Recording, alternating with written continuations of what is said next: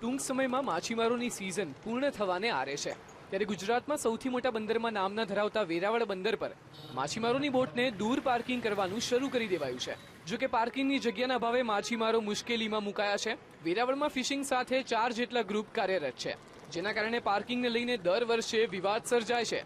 જો કે આ વર્ષે તંત્ર દ્વારા માછીમારોને પાર્કિંગની જમીન ન ફાળવાતા માછીમારોમાં રોષ ભભૂકી ઉઠ્યો છે। આ વર્ષે પોર્ટ ઓફિસર દ્વારા એવો નિર્ણય લેવામાં આવ્યો કે ભાઈ અમારી રજા વગર કોઈ બોટ નહીં ચલાવવાની।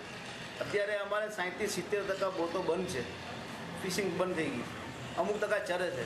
હવે બંદરમાં હલવાની જગ્યા નથી, એટલી બોટો ફિશિંગ બોટ થઈ ગઈ। જો અમને આ રોકવા નહીં આવ્યું તો અમારી 60% બોટો પાણીની ઉપર ચડી ગઈ હોત। હવે અત્યારે એના કારણે જે માછીમારોની બોટો પાણીમાં રહેવાથી જે માછીમારો લાખો કરોડ રૂપિયા નુકસાન થાય છે।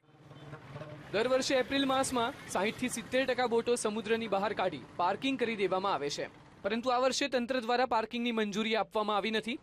બીજી તરફ માછીમાર સમાજનો આરોપ છે કે પોર્ટ ઓફિસર દ્વારા ખોટી રીતે લેટર લખી મનાઈ ફરમાવાઈ છે કે રજા સિવાય માછીમારોએ બોટ પાર્ક કરવી નહીં, જેના કારણે બોટને સમુદ્રની બહાર કાઢી શકાતી નથી અને બોટોને પાણીમાં જ રાખવી પડે છે, જેથી બોટને નુકસાન થાય છે તેમજ રિપેરિંગ કામ પણ થઈ શકતું નથી। ત્યારે પોર્ટ ઓફિસરનો વિરોધ કરતા માછીમાર સમાજે ચીમકી ઉચ્ચારી છે કે આ અંગે કોઈ ઘટતું કરવામાં નહીં આવે તો આંદોલન કરવામાં આવશે। કોઈ આ પોર્ટ ઓફિસરથી માંડી ફિશરીઝવાળા કે કોઈ જવાબ નથી આપતા, કોઈ હેરાન જ કરતા હોય એવું લાગે છે અમને। એટલે ફરી અમે તો વિનંતી સરકારને કરીએ કે આમાં નિર્ણય માછીમારો અને પોર્ટ ઓફિસર અને ફિશરીઝની વચ્ચે લેવામાં આવે, બીજા કોઈ વચ્ચેના અધિકારીઓ રાખવામાં નહીં આવે, નહીં તો આનું બહુ પરિણામ માછીમારો દિવસે દિવસે ખરાબ આવતું જશે।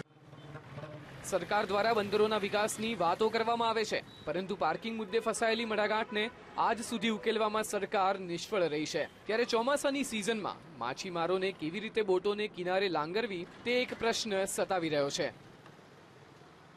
દિલીપ મોરી, વીટીવી, ગીર સોમનાથ।